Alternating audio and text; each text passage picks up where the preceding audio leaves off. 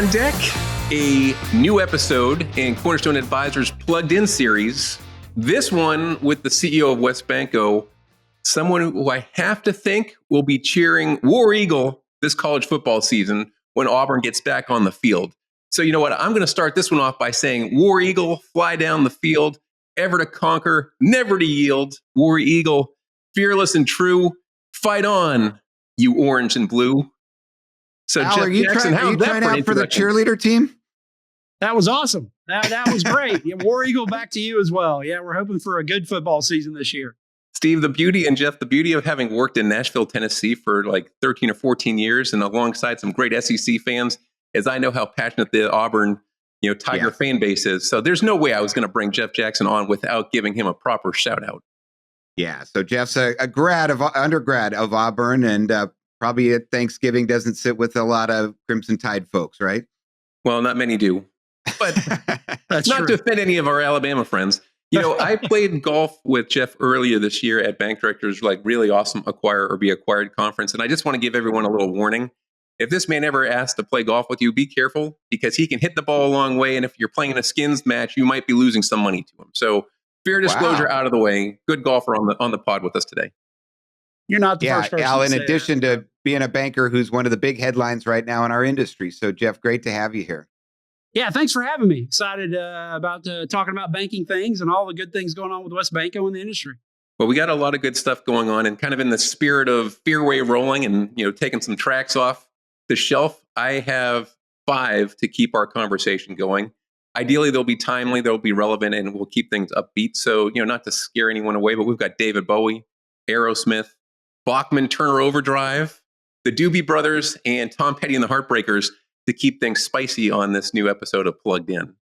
Steve, I assume that playlist meets your stamp of approval? It's got that classic rock, Southeast plus Midwest kind of vibe to it, which is great for this deal that Jeff's going to talk about today. So it's awesome.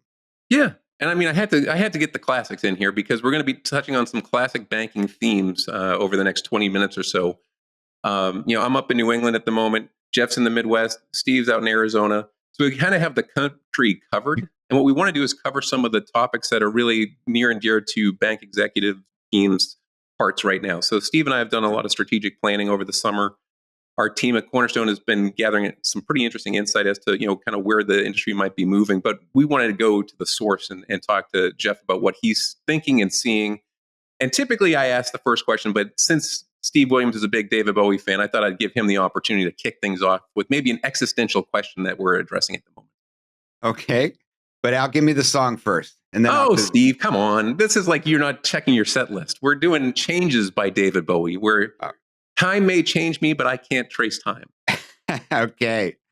Well, there's been a lot more use of the word existential lately, Jeff, about what looms for community banks and regional banks. And a lot of it relates to growth. When investors are on the line with you and your CFO, what's the growth strategy, especially as it relates to funding, liquidity, that good old deposit franchise? So what's your take on growth as it relates to, basically the lifeblood of a financial institution, deposits and core deposits? No, it's a great question. I think we're obviously all banks are dealing with it today. It's still very, very competitive. And part of it is really interest rate related. So, to me, WesBanco, we've been very fortunate in growing deposits. We were up pretty well this year. I feel like the back half of the year is going to be just as good. And that's really focused on relationships, but it's also having a core retail franchise. We have about over 190 branches today. And, we've really leveraged those and leveraged building relationships. So I would tell you in the past, we were more loan focused because we are very flush with deposits prior to the SVB kind of banking crisis last year. But we've really kind of changed that into more of a relationship building. And so for us, we've seen some very nice deposit growth because of our retail footprint, because of what we've changed. We've done some nice digital products as well. And I think that's really important too. If you're going to be a strong deposit gatherer, you've got to have great digital products. You've got to have mobile products that customers want. So we rolled out a brand new WesBanco One account that has a lot of features that we give away for free, but it's similar to JP Morgan, where you have early paycheck access, You've got a cash please overdraft product. You've got credit scoring, great mobile app. And so we've seen we're adding about 9,000 accounts a month on that, and have seen some nice pickup there. And then on the commercial side, we've really been aggressive at going after full relationship. And so our loan to deposit ratio, very fortunate to have around 90%. So we can still do a lot of lending, which also brings in that TM and that deposit, which has been very nice. To me, I think, in some point, the economy and banking evolve, right? So we're always evolving. You remember what, 2 years ago, we couldn't get rid of deposits, right? And so, Right. you kind of had some banks running deposits off as we ran into this crisis in March of 23. You had the back half of 22 where people were trying to get their costs down. We weren't one of them, but I think we'll see a shift in that. To me, when look at a lot of banks' balance sheets today, and a lot of banks have very high loan to deposit ratio, right? They say high 90s, but if you take out the broker, they're easily over 100%. And so a lot of that is caused by obviously the Fed pulling some money out, but you've also got a lot of banks that do a lot of CRE lending. And so if you think about the CRE lending, a lot of banks, including ourselves, were getting heavy payoffs to the permanent market, CMBS, those type of things. That when rates increase, there are a lot of real estate developers that aren't signing up for 30-year money at 7-8%. They're waiting for those rates to come down, then they'll step over into the permanent market. But in the meantime, all that's done is just continue to fill up banks' balance sheets. So I think that's one of the reasons why you see these high loan deposit ratios, thus putting pressure on the deposit, right? So you've got all these Right. banks competing for deposits at higher rates, obviously hurting net interest margin. And so for me, when I see this all changing, and I don't know what interest rate it'll be, but once you see interest rates starting to come down, at to some level, that will make sense for more CRE to go to the permanent market. Thus, to me, relieving some of this deposit pressure, right? So you'll see banks start falling below 100%. We're obviously well below that. And then at that point, that's when you'll start seeing deposit pricing just start. Right? So all these community banks that are, can't lend or fighting for deposits at 5, 6%, et cetera, that changes the whole landscape. And so, to me, is that end of next year, is the following year. But then I think you'll see some CRE balances drop, but you'd hope that'd be replaced with either new volume or mortgage pick back up, right? So if rates drop, you should see a pickup in mortgage. But that's kind of how I see this kind of eventually playing out, Yep. and kind of this deposit competition kind of waning once the loan balance is going to get paid down. Good point. And Al, I think that's kind of the organic deposit growth, but then a lot of folks have been waiting, to your point about rates, Jeff, what's going to strike the match of some more M&A. And maybe you want to take our next song, Al.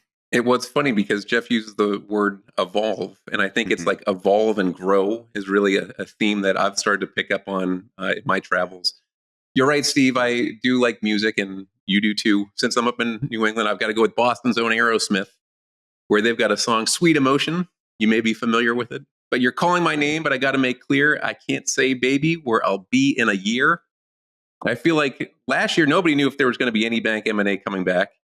We've seen a few notable transactions announced to start the year, and then more recently, we've had a few other big ones. So again, full disclosure, this is not talking about WesBanco's proposed merger with Premier. That merger doesn't have regulatory or shareholder approval yet, but there is some information that's out in the public domain, and we've got, again, the CEO of WesBanco who's sitting here, who has been in the M&A game for a while, understands that staying competitive and relevant sometimes allows you to find a dance partner that is attractive and complementary. So, we wanted to really start, Jeff, by asking your outlook on the 2025 M&A market in terms of where you see things potentially speeding up or conversely pulling back. And just a footnote real quick, Jeff, this is an $18 billion powerhouse merging with a $9 billion to create a $27 billion. So this is, for the listeners, this is what we're talking about, a very high profile deal out there right now. Thanks, Steve. Good point. Yeah, we talk about growing all the time. I mean, to me, I think anybody who's part of a company wants to be part of a growing organization. And for us, we're very excited about the Premier acquisition. They have a lot of great things, including their culture, their footprint, how they do business, their leadership, and the type of business they do that really made it very attractive for us. And so we're really excited. As you know, we just announced that the acquisition at the end of July. We're going through regulatory approval right now, and we're targeted hopefully to close if we get everything done kind of first quarter next year. But talking about M&A in general, to me, I think it will only pick up.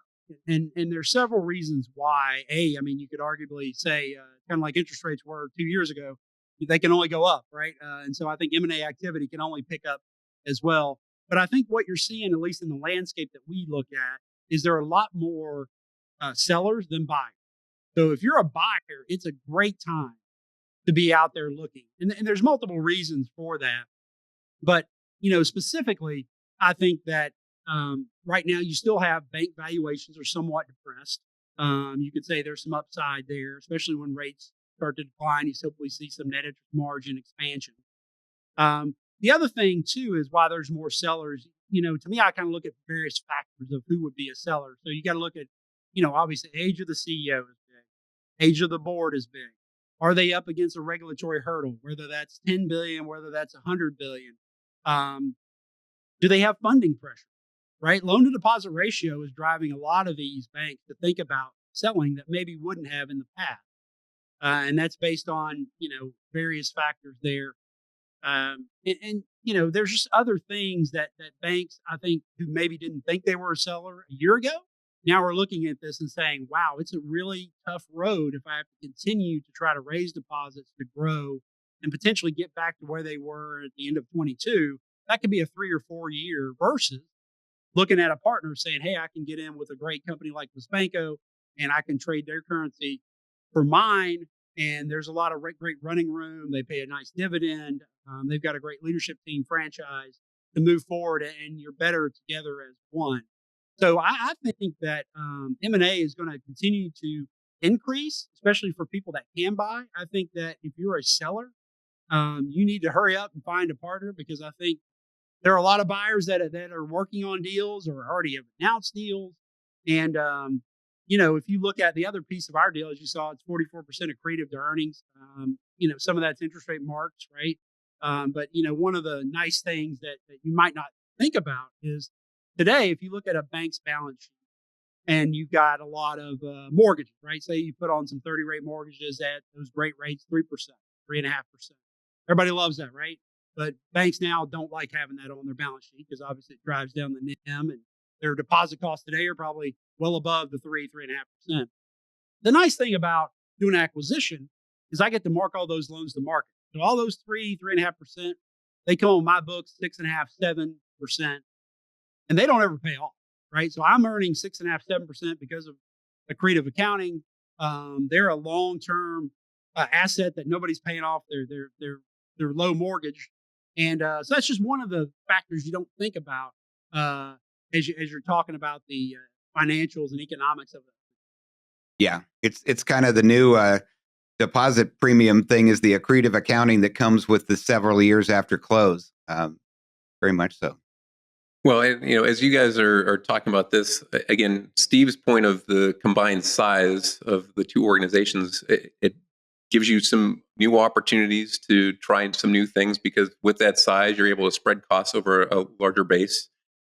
Historically, people have talked about size and scale as being so important as we continue to push the digital evolution, mantra within the financial services sector. So, I wanted to pivot off of M&A and talk a little fintech for a moment. But again, thinking about Jeff, and if you look at his bio, you can pick up on this. It looked like you worked at IBM for some 15 years. So if I took Big Blue experience and tossed it on your deck, I'm sure you'd be able to say, hey, there's some interesting things that are going on. You'd probably cue up a little music from Bachman Turner Overdrive. So let it ride, because you can see the morning, but I can see the light. Try, let it ride. We got to let it ride when it comes to fintech, because as friendly as certain companies are, there are some that are potentially threatening. And I'm just curious how you see the fintech space potentially impacting your core commercial business. Yeah, we see a lot of fintech as more partnerships, especially when it comes to commercial. And so part of our acquisition, as you talked about, it gives us bigger scale and it invites new investors, but it also gives us the ability to look at better technologies expanding our technology base. But from a fintech perspective, on specifically commercial relationships, I want to highlight relationships. So to me, I think fintech is very good, especially in the consumer space where there's not as much relationship as there is on a commercial uh, banking relationship. So I'm not sure it'll ever replace the face-to-face relationship as it relates to commercial businesses. But I think there are some products that we can use and leverage. And if you look at, one of the ones which I know goes to Bank Director and Numerated, right? I mean, they were the heroes in the PPP, Yep. SBA loans. We use them. I know they've got some Mhm. other products we're looking at, but that's one fintech where they were a great partner to the banking industry to allow us to get all the money out during COVID. And the digital signature, right? DocuSign, those type of things. We see them more as partners, especially on the commercial space. Obviously, in the consumer space, there is some that are competitors. The other thing I would say is FIS. They've got several platforms and AI that we're leveraging. During COVID, we actually upgraded our core system, which has allowed us to expand our APIs to allow us to do more business with certain fintechs. And they also have a FIS greenhouse, which also is kind of a bringing together of fintechs and banks, and we leverage that. And they kind of, I guess, vouch for and validate some of that as well. So for Yeah. me, it's I think technology is always going to be changing. We're always got to be at least table stakes. I don't ever think most banks are not going to be cutting edge, right? We're not the J.P. Morgan, Bank of America, where we can spend $3 billion on technology. But the nice thing is we don't have to, because there's a lot of fast followers. There's a lot of vendors and software companies that can really bring the equivalent to banks of our size and smaller. I'll just listening to Jeff, the 190 branches, relationship based. I think sometimes the folks at Chime or SoFi might say, that's yesterday's world. But Jeff, it sounds like with a digital strategy, a technology strategy, you think you can really continue to compete in that consumer banking with branches complemented with digital. Is that fair to Oh, say? absolutely. And what's funny is obviously you all know this, branch transactions continue to drop, right? I mean, people do Mhm. more stuff on their phone.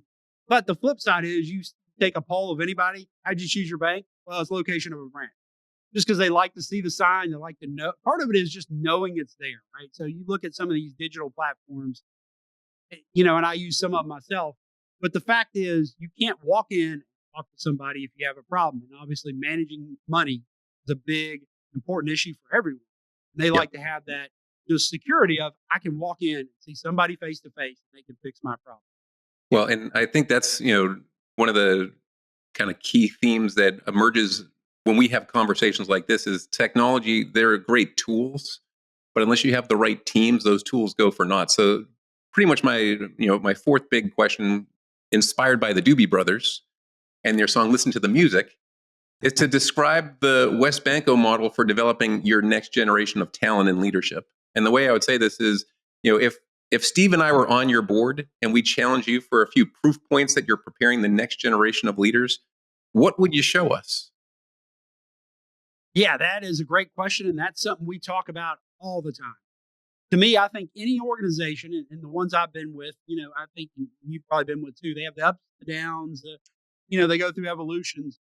They evolve, good or bad or whatever. But to me, it all hinges back on leadership. Everything you look at hinges back on leadership, that organization. And you also think about why are we able to attract a lot of people and retain we retained 98.4% of our employees last year. One of the top, if not the top in the industry. And that's because we put high focus on making sure we're being a very employee friendly place to work. We won Newsweek named us one of the best places to work in America. We were one of 27 banks to win that award out of 4,000, right? And that's something I work at every day is I come to work and I think about how can I make my employees' lives easier? How can I make them more successful? How can I make our company easier to do business with? And, how do we reward our top employees and give them a great career track and say, all right, this is what my future looks like at WesBanco. I never want to leave here. And I know I'm going to be taken care of and I can trust and feel proud of the company that I work for. Those are things I think about every day. And so you were asking me for multiple examples of talent and different things, me, I can tell you, we have coaching workshops. We have big leadership challenge where we do a lot of leadership training. We also have several DEI symposiums and ERG groups. That's really critical as well. I speak at all those. The other thing we do is succession planning. We're really big on succession planning. We present that to the board in probably the top 50, 75 positions in the company.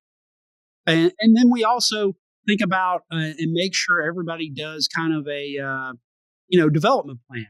So we really push our leaders to do development plans with all of our employees so they can say, hey, what's it going to take for me to do this, to make this next level? Yeah. What's it going to take for me to be 2 levels above? Who do I need to talk to? What are the skills I need to gain? So they're ready. And I can give you a great example was, unfortunately, our head of HR passed away back in June. It was kind of sudden, but we were ready. And Kim Griffith, who replaced that person, had been with us for 20 years. And so she had always been in kind of the next ladders up circle and had been getting a lot of experience, doing a lot of things in our company. And so when that opportunity arose through unfortunate circumstances, we were able to put her in. And so, it's worked out very well. She was able to bring the group together. We've had no attrition based off that. And she's just blossomed as a leader. So to me, I think it's a lot of preparation. And it's also a lot of communication too, right? I mean, you've got to make sure you're communicating with your top employees and telling them, hey, here's your future. This is what it looks like. These are the things we stand for. Another thing we did was we renewed our kind of mission, vision, and pledge. And I presented that to 200 leaders and then to the whole company earlier this year. And it's basically just saying, hey, here's what our mission is. Here's what our vision is. And then this is our pledge or basically a set of foundational things that we're going to agree we're all going to build upon. And so once again, it's all about making sure leadership communicates with employees about our company is about you and taking care of you and making sure our company thrives. And so those are the things we always focus on. I talk about all the time. We've had great success recruiting teams, whether it's Chattanooga, my hometown, or Nashville or Indianapolis. I like to say, one of the things I look at to say, hey, how is WesBanco doing? If you look at our second quarter earnings, we grew loans in Ohio, Tennessee, Maryland, and Kentucky. 4 different markets, 4 vastly different competitors, right? Those are all 4 different. You don't see much of an overlap in any of those markets on competitors. And yet we grew in all 4, which basically says our brand, our culture, the way we go to business, go to the market works. Gaining momentum. No matter what market. Well, one of the things, Jeff, I appreciate having spent some time with you earlier this year and some of your leadership team is you modeled the behavior that you really care about, and it's embraced by those that can pay it forward. And so I think as you describe your leadership style, it's just a good reminder that you can't over communicate, be it externally with the people that you're serving or internally with those that you expect to deliver every single day.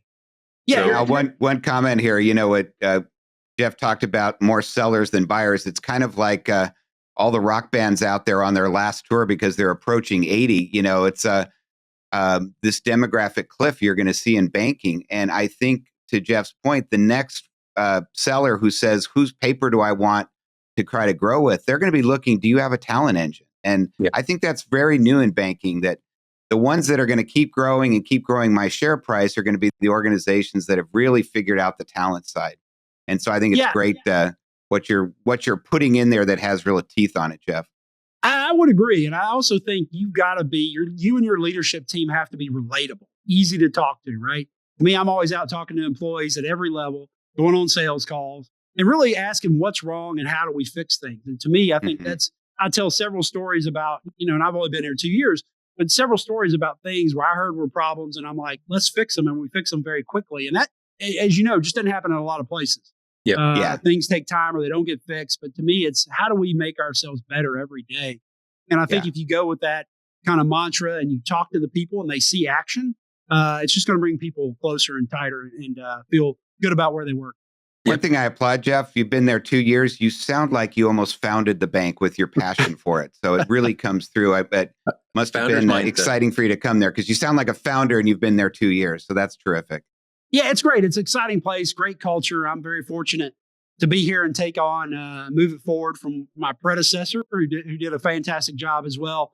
But yeah, it's really, when you see I've worked at different banks, institutions, you compete against them and you say, what's the best I can take from these different banks and how they do things, at least maybe not today, but in the past, and try to implement that. It's a really good formula for success. And then, going back to our deal, we're very thrilled about it, but obviously seeing the market write-ups, the new price targets they put on our company, $42, $38, it just kind of validates the things you've seen. And we kind of went through with this whole Premier acquisition. So no, I couldn't be more thrilled about how's it going at WesBanco.